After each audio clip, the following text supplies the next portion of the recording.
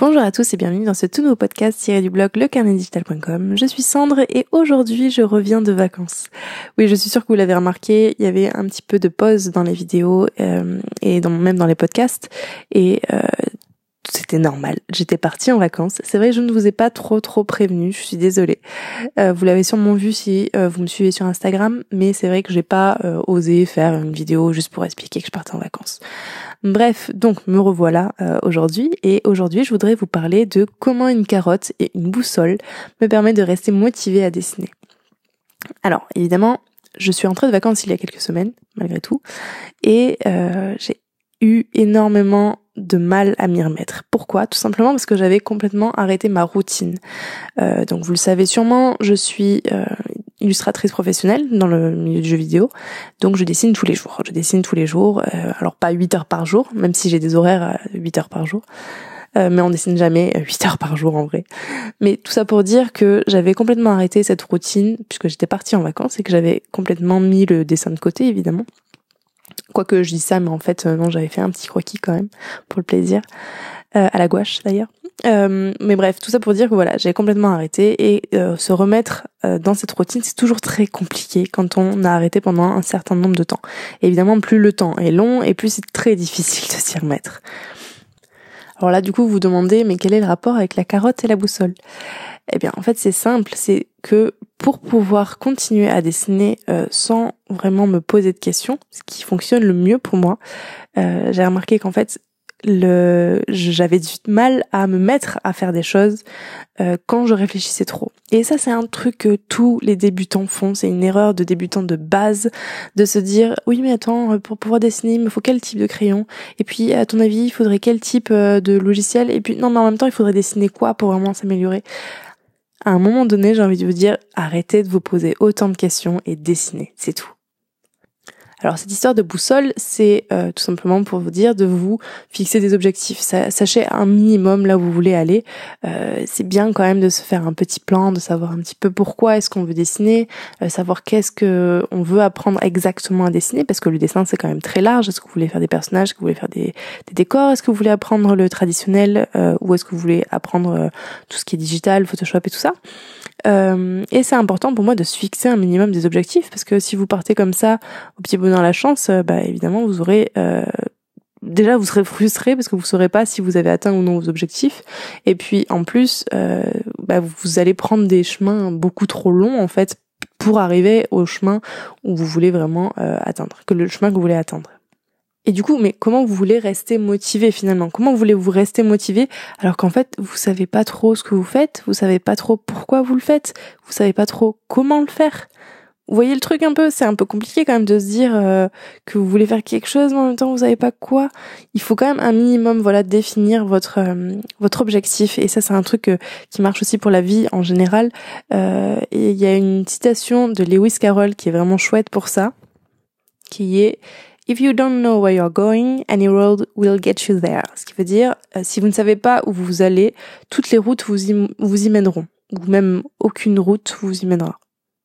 Les routes vous y mèneront. Bref, vous voyez le truc, quoi. En clair, si vous vous fixez pas d'objectif, votre vie n'a pas de sens, en fait. Même en général, votre vie n'a pas de sens. Et votre objectif, ça peut très bien être heureux, par exemple. Hein. Mais je veux dire, vous devez vous fixer des objectifs, idéalement à petit et moyen terme, et long terme aussi évidemment, et essayer de faire des actions chaque jour pour aller vers cet objectif et atteindre cet objectif. Ça, c'est le premier point. Donc ça, c'est la boussole. Elle vous permet justement de savoir où vous allez et du coup d'y aller directement tout droit sans passer par 1000 chemins pour atteindre votre objectif. Ensuite vient la carotte. Alors la carotte, évidemment, ça fait référence à la carotte et l'âne. Vous voyez très bien l'image, je pense, avec l'âne qui avance parce qu'il a une carotte en face de lui et il avance comme ça indéfiniment. En fait, il est important pour moi d'avoir cette carotte. L'objectif en soi n'est pas une carotte. Si vous voulez, c'est bien d'avoir cet objectif, mais en même temps, le cerveau a du mal à accepter que c'est quelque chose d'assez satisfaisant. C'est difficile de se projeter, en fait. Si votre objectif, prenons quelque chose de complètement différent, oublions complètement le dessin. Si votre objectif, par exemple, c'est de, je sais pas moi, de courir 50 km. Voilà. Imaginons, votre objectif, c'est de courir 50 km, mais vous avez jamais vraiment couru de votre vie. Si vous êtes comme moi, vous avez à peine vous avez beaucoup de mal à faire au moins 5 km juste déjà d'affilée. Comment voulez-vous que l'objectif, donc des 50 km, soit une carotte? Vous allez mettre beaucoup de temps, vous allez mettre, je sais pas moi, peut-être, j'en sais rien, en vrai, j'y connais rien en course, mais peut-être 6 mois, peut-être 1 an à arriver à atteindre votre objectif de faire 50 km. Je dis vraiment, non, je sais pas, hein, en vrai. Mais tout ça pour dire que il vous faut des petites carottes sur le chemin, en fait. Vous avez besoin d'avoir des petits cadeaux, des petites choses que vous vous octroyez à chaque fois que vous réussissez vous avez une mini réussite, en fait. C'est très important, selon moi, de constamment essayer de se récompenser quand on fait des choses qui nous permettent d'aller vers cet objectif-là. Parce que sinon, vous allez tout de suite vous démotiver. Si vous voyez pas de résultats réellement, vous allez avoir du mal justement à continuer dans cette pratique-là tous les jours sans avoir de résultats. Alors une des carottes, clairement, par exemple si vous apprenez, si vous voulez faire ce 50 km, ça peut être justement de noter constamment le fait que vous gagnez des kilomètres de semaine en semaine. D'abord, vous commencez à 5 km, puis vous faites 8, 7, 8, 10, 20, 25. Ça, c'est une carotte, en fait. Un chiffre, juste, c'est une carotte. C'est vraiment comme... Essayez de comparer un petit peu ce qui se fait dans le jeu vidéo, si vous connaissez un petit peu les jeux vidéo. Logiquement un petit peu si vous m'écoutez. Mais le jeu vidéo fonctionne beaucoup comme ça, en fait. Dans un jeu vidéo, toutes les actions qu'on fait en tant que joueur, le jeu nous récompense pour ces actions-là. Ça peut être, par exemple... vous avez par exemple les trophées sur console, par exemple, même sur Steam d'ailleurs, vous avez des trophées, je sais pas moi, vous avez complété le chapitre 1, vous avez un trophée. Vous avez augmenté les statistiques de votre personnage, vous avez un trophée. C'est les succès sur Steam par exemple. Et vous avez aussi d'autres choses, des trucs un peu plus subtils, par exemple vous avez des petites animations, vous avez un son particulier, vous avez... c'est des petits bonbons en fait que vous allez avoir sur le chemin qui vont vous permettre en fait de vous dire j'ai fait un bon comportement, j'ai eu un bon comportement, continuons sur ce chemin-là. Faut pas se leurrer, on est un peu bête nous les humains, on fonctionne un petit peu comme des animaux. Un chien, d'ailleurs ça me fait penser à une bonne métaphore. J'avais un jeu vidéo que j'adorais quand j'étais petite qui s'appelle Black and White.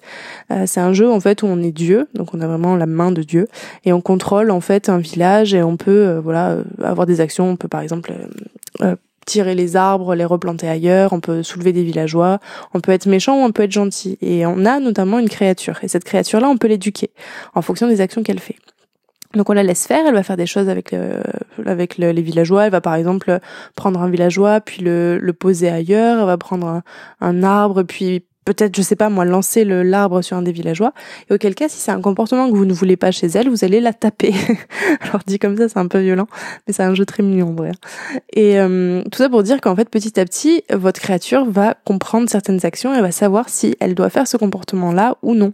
Et c'est ce qui va faire qu'elle va vous allez l'éduquer petit à petit, elle va avoir un comportement qui est proche de ce que vous souhaitez d'elle. En fait, on est pareil, en fait. Il faut que vous appreniez à vous éduquer vous-même, en fait. Et à chaque fois que vous faites quelque chose qui va dans le sens de vos objectifs, donc du coup, j'imagine d'apprendre le dessin, il est important d'avoir quelque chose de positif, ce qu'on appelle un feedback positif. Comment on pourrait traduire ça en français? Je sais même pas. Un retour positif? Ouais, un retour positif. Bref, un feedback positif. Et c'est d'ailleurs pour ça que je suis toujours en train de dire que les likes sur les réseaux sociaux, c'est nul. C'est vraiment nul pour du dessin parce que quand vous allez faire un dessin que vous allez poster sur Facebook, sur votre page Facebook par exemple, vous avez fait votre page art of je sais pas quoi, vous allez poster directement vos dessins là-dessus et je sais pas moi, vous allez poster votre dessin un lundi et votre dessin va très très bien marcher, plein de likes et tout ça, vous êtes très content. Du coup, vous êtes bien motivé et le lendemain, vous refaites un dessin et vous postez, mais cette fois vous faites pas attention, vous postez on va dire un vendredi soir à 19h. Un vendredi soir à 19h, il y a très peu de personnes sur Facebook parce que évidemment les gens sont en train de boire des coups, ils sont en train de vivre quoi, ils font autre chose que d'être sur Facebook. Et là vous dites mince, j'ai pas de like. Mince, ça veut dire est-ce que mon dessin est moins bien? Est-ce que ça veut dire que les gens n'aiment plus ce que je fais? Qu'est-ce que je devrais faire? Est-ce que j'aurais peut-être faire plus de dessins comme le premier que j'ai fait puisque finalement le premier il avait beaucoup plus eu de succès que le deuxième. Ah oui, peut-être qu'ils ont raison, c'est vrai qu'il est moins bien. Vous dépendez en fait des autres et vous avez eu en plus un feedback négatif. Et c'est ce qui fait qu'à force en fait, à force d'avoir ces feedbacks négatifs liés à l'activité du dessin, en fait vous aurez plus envie de dessiner en fait. tout simplement. Parce qu'à chaque fois que vous faites du dessin et vous avez quelque chose de négatif qui se passe, comment voulez-vous avoir envie de faire du dessin ? Donc idéalement, tous ces feedbacks-là, c'est vous qui vous les octroyez, comme ça vous ne dépendez de personne, vous ne dépendez pas d'un nombre de likes sur une page qui est complètement virtuelle et qui n'est pas du tout représentatif de votre dessin, et vous gérez vous-même votre motivation tout seul. J'essaye assez régulièrement de me rappeler justement ces histoires de carottes et de boussole parce que j'ai vite fait d'oublier, j'ai vite fait de repartir sur mon petit bonhomme de chemin sans penser à me fixer des objectifs et à me fixer des récompenses. Et donc souvent je dois me remémorer, ah oui c'est vrai, carotte, boussole. Donc maintenant pensez à moi quand vous sentez que vous avez une petite baisse de motivation et qu'il y a quelque chose qui fait que finalement non, voilà. Non, essayez justement de vous motiver avec cette histoire de carotte, boussole. Notez-vous-le, essayez de le mettre sur un carnet, quelque chose qui est palpable, quelque chose qui est physique, qui n'est pas juste dans votre tête. Et vous verrez que vous aurez des meilleurs résultats et vous aurez une progression qui est beaucoup plus sereine et lente et tranquille et agréable si vous voulez. N'hésitez pas à me partager dans les commentaires justement quelle est votre boussole et quelle est votre carotte, ou quelles sont vos potentielles carottes. Dans les commentaires, c'est toujours intéressant de voir les objectifs de chacun. Dans tous les cas, moi je vous dis à la prochaine fois sur lecarnetdigital.com pour un article, une vidéo ou un podcast. Allez, ciao!